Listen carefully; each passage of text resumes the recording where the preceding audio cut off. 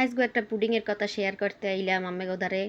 যেইকালে pudding বানাইতে পারতাম না সেইকালে খালি যদি বানাইয়ে যদি দেখতাম ভুল হইছে এর পরে তো কেউরে দেখাইতামই না, আস্তে করে হালাই দিতাম কির খাওয়া কির কি। এই পর যেই পুডিং বানানো শুরু করলাম, পুডিং ভালো করে বানাইতে পারি। এখন তো আর এমন ঝামেলা হইছে, বাবাকে খাইয়া প্রশংসায় শেষ। প্রশংসায় খালি কয় এ পুডিং বানা পুডিং বানা পুডিং বানা। এখন এই পুডিং বানানোর ঝামেলায় ডেলি ডেলি পুডিং বানাইতে কে আর ভাল লাগে করেন। এরপর যাও, এখন তো বানাইতেই আছি। এই যে ক্যার ক্যার আপনাকে পুডিং খাইতে বেশি মজা লাগে কয়েন।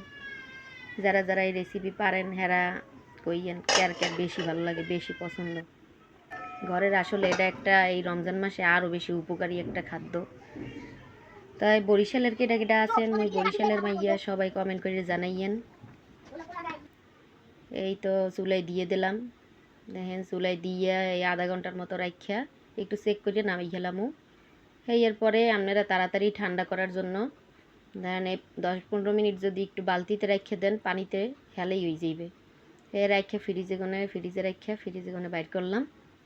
দেখেন এই কাইটটা এরপর মোট এইটাতে 8 পিস করন যায়। 8 পিস করলে ধরেন ঘরে 8 জন মানুষ থাকবে, অথবা যদি আরও কম থাকে হেলেও এক একজনের এক এক পিস হয়, বা 4 জন হইলে 2 পিস করে খাওয়ান যাইবে। তো কমেন্ট